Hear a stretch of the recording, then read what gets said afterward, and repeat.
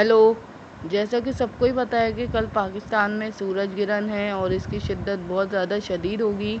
तो हम आज आपको इस वीडियो में मुख्तलिफ़ इबादत, दुआएं और वजीफ़ा बताएंगे कि किस तरह से आप तकलीफ़ों से बच सकते हैं इन वजीफ़ों को पढ़ के, और कौन सी नमाज़ें आप पढ़ सकते हैं और आप कुदरती आफ़ात से आप महफूज रह सकते हैं। और ये जो इबादत हैं ये बहुत ज़्यादा मुफीद हैं, और आपने इनको पूरे जितना भी सूरज ग्रहण का टाइम हो इसके दौरान ये नमाज़ें, वजीफ़ा और पढ़ने हैं सारे। तो शर्तिया इंशाअल्लाह अल्लाह की बरकत से जो है आप कुदरती आफ़ात और अजीबो-गरीब वाक़यात से जो है महफूज रहेंगे। और ये आपको हम पहले ही बता दें कि ये आपको अभी तक किसी ने नहीं बताया होगा कि ये दुआएं इतनी ज़्यादा तादाद में। तो चलें स्टार्ट करते हैं। तो देखते हैं कि ये दुआएं कौन सी हैं। हमारी पहली दुआ है कि आपकी किसी भी किस्म की परेशानी हो, आपका कोई काम अटका हो या जो सूरज ग्रहण आ रहे, चाँद ग्रहण आ रहे हैं, आप इस दुआ को पढ़ें सुबह शाम 3 मरतबा। और सूरज ग्रहण के दौरान आपने पढ़ना है, तो आपकी कोई भी किस्म की तकलीफ़ होगी तो इससे आपको शिफा मिलेगी। और दूसरी हमारी एक और मुश्किल से बचने की दुआ है, और इस दौरान आपने पूरे सूरज ग्रहण के दौरान इसको पढ़ना है। और इस दुआ को आपने लाज़मी पढ़ना है और इसको छोड़ना नहीं है बिल्कुल भी। इस वक्त ये सारी दुआएं आपने इस सारे टाइम के दौरान आपने, उसके बाद जो है इसके लिए ख़ास तौर पे मुख्तलिफ़ दुआएं पढ़ी जाती हैं। सबसे पहले आपने पढ़नी है दुआ नमाज खसूफ़। नमाज खसूफ़ के लिए कोई जो है अज़ान की वो ज़रूरत नहीं है कि अज़ान का कोई अज़ान दी जाए। बेसिकली इसमें आपने करना ये है कि आपने 2 रकात नमाज नियत करनी है कि 2 रकात नमाज नफिल खसूफ़, नमाज खसूफ़ की। और उसमें आपने सबसे पहले करना ये है कि सबसे पहले आपने अलहम शरीफ पढ़नी है, अल्हम्दुलिल्लाह पढ़नी है। उसके बाद आपने जो सबसे बड़ी सूरत आपको कुरान शरीफ की याद है, वैसे तो सूरह बकरा या सूरह अल इमरान का कहा गया है पढ़ने को कहते हैं, लेकिन एज़ वी ऑल नो कि हमें जो है इतनी बड़ी सूरत याद नहीं है। तो जो आपको जो दुआएं याद हैं उसमें जो सबसे बड़ी सूरत है आपने वो पहली रकात में पढ़नी है अल्हम्दुलिल्लाह के बाद। उसके बाद आपने रुकू में जाना है और रुकू में भी ज़्यादा टाइम देना है। और उसके बाद आपने जब सिजदे में जाएँ तो उसमें भी थोड़ा वक़्त दे के आपने नमाज़ पढ़नी है। उसके बाद दूसरी रकात में जो आपने करना है अलम शरीफ के बाद जो आप उसमें भी बड़ी सूरत पढ़नी है, लेकिन आपने जो पहली रकात में जो नमाज़ पढ़ी है उससे थोड़ी छोटी हो साइज़ में वो दुआ सूरत। उसके बाद रुकू में उसी तरह सेम जैसे फ़र्ज़ नमाज में आपने टाइम देना है रुकू में, उसी तरह फिर आपने करना ये है कि सिजदे में जाके नमाज़ पढ़नी है, टाइम देना है। और फिर सिजदे के बाद जब उठ के बैठे हैं तो काफ़ी देर तक बैठ के जो है आपने जो भी वो है वो पढ़नी है जिस तरह पढ़ते हैं। उसके बाद आपने जब आप नमाज़ पढ़ लें, सलाम फेर लें, तो किबला रुख हो के जो है आपने दुआ मांगनी है, अल्लाह से तौबा करनी है और अल्लाह से अज़ाब से पनाह मांगनी है कि अल्लाह हमें अपने अज़ाब से बचा। माफ़ी मांगनी है कि अल्लाह हमें माफ़ कर दे, हमारे गुनाहों को माफ़ कर दे। उसके बाद आपने जो है कसरत से इस पूरे पीरियड जो भी सूरज ग्रहण का टाइम है सुबह से लेके 1 बजे तक का, उसके बल्कि 2 बजे तक का आपने जो है पूरा सेफ्टी साइड के लिए 2 बजे तक जो है आपने बिल्कुल अपने आप को बचा के रखना है सूरज की रोशनी से।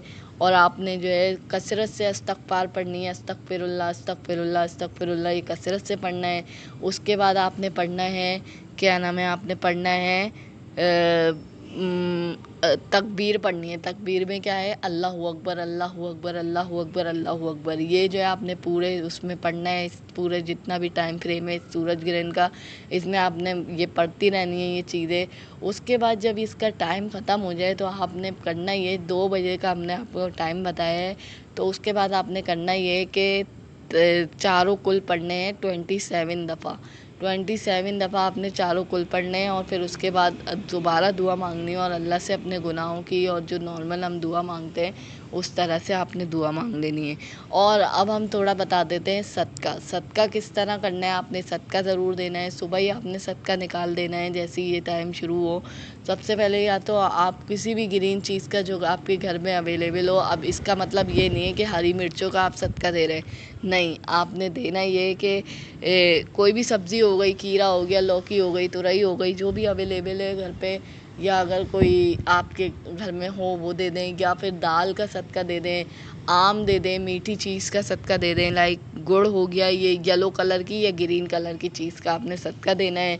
उसके बाद आपने करना ये है कि ज़्यादा से ज़्यादा ये आपने दे दिया, उसके बाद अब आपकी थोड़ी सेफ्टी किस तरह से की जाए। आपने अपनी आँखों की सबसे ज़्यादा एहतियात करनी है, सेव करना है उन्हें, क्योंकि इसमें अल्ट्रा वायलेट रेज़ होती हैं। इसमें सूरज किरण जब आपकी आँखों में डायरेक्ट पड़ेगा तो वो आपकी आँखों को अफ़ेक्ट करेगा और बैडली अफ़ेक्ट करेगा। बहुत ख़तरनाक इसके असरात होंगे आपकी आँखों में। हो सकता है कि आपके जो आँखों में दर्द भी महसूस हो, इस सूरज ग्रहण के टाइम पीरियड में सर में दर्द महसूस हो या आपको आँखों में दर्द महसूस हो, तो ज़रा आपने अपने आप को इससे बचाना है। और कोशिश करें कि जिन कमरों में और जिन एरियाज़ में घर के धूप आती है उसको किसी कपड़े से ढक दिया जाए और उस पे शैडो कर दिया जाए और बिल्कुल अंधेरा घर में कमरों में करके बैठें और कोशिश करें कि घर में जो है इसकी लाइट ना आए। और सूरज से अपने आप को बेसिकली लाइट से हमने बचाना है। और उसके बाद आपने करना ये है, क्या-क्या चीज़ें आप अवॉइड करनी है हमें इन पूरे सूरज ग्रहण के टाइम फ्रेम में। हमने मीठा खाने से अवॉइड करना है और खट्टी और मीठी चीज़ खाने से अवॉइड करनी है। उसके अलावा चूल्हा जलने के कामों से हमने सेव करना है अपने आप को, यानी चूल्हा नहीं जलाना, कोई माचिस नहीं जलानी या उसके बाद कैंडल नहीं जलानी, और नाइफ़ और सीज़र का यूज़ नहीं करना, छुरी का और कैंची का यूज़ नहीं करना। और ये चीज़ें आपने अवॉइड करनी है। और इसके बाद अगर हम आपको थोड़ी और फैक्ट्स बताएं तो 2019 के एंड दिसंबर में, जैसे कि सबको ही पता है कि पूरे साल नेक्स्ट ईयर जब न्यू ईयर आने वाला होता है तो नेक्स्ट ईयर की प्रिडिक्शन की जाती है कि ये साल कैसा रहेगा। तो उसमें एक प्रिडिक्शन ये भी थी कि 2020 में 2020 में जो है 5 ग्रहण आएंगे, चांद ग्रहण को मिला के और सूरज ग्रहण को मिला के। तो ये साल काफ़ी जो है अजीबो-गरीब इसमें वाक़यात होंगे। और एज़ वी ऑल नो कि सेंचुरीज़ में आपने खुद देखा कि 100 साल में ये हिस्ट्री में नहीं हुआ कि पूरी दुनिया एकदम अचानक बंद हो गई। एक वायरस की वजह से सब घरों में जो है बिल्कुल बंद होके रह गए। तो ये एक बहुत अजीबो-गरीब वाक़यात हैं। तो ये सारे जो असरात हैं ये सूरज ग्रहण और चाँद ग्रहण की वजह से आ रहे हैं। तो हमने इन चीज़ों को बिल्कुल समझना है और थोड़ी अक्लमंदी से इसका मुकाबला करना है। ये नहीं कि एक्साइटमेंट में जाके छत पे खड़े हो गए, तस्वीरें खींचना शुरू हो गए। इन चीज़ों को बिल्कुल अवॉइड करना है। स्पेशली जो यंग लोग होते हैं उनको ज़्यादा एक्साइटमेंट होती है बाहर जाने की, ये एडवेंचर करने की। तो अब ज़रा ये भी बता दें कि किन एरियाज़ में ये बहुत ज़्यादा पीक पे और क्लियरली देखा जा सकेगा। इंटीरियर्स इन सक्कर में और गवादर और बलूचिस्तान के डिफरेंट एरियाज़ और इंटीरियर्स इनके डिफरेंट एरियाज़ में ये क्लियरली देखा जा सकेगा। लेकिन इट डज़न्ट मीन कि जो है ना आप जाके इसको देखने खड़े हो जाएँ। नहीं, साइंटिस्ट देखते हैं उनके पास, क्योंकि डिफरेंट उनके पास मशीनरी होती है, इक्विपमेंट होते हैं, तो वो इसके थ्रू देखते हैं। गलती से भी ये कोशिश मत कीजिएगा कि जाके सूरज के आगे अब एक्सपोज़र कर दिया आपने अपने आप का, ये बहुत ख़तरनाक चीज़ है।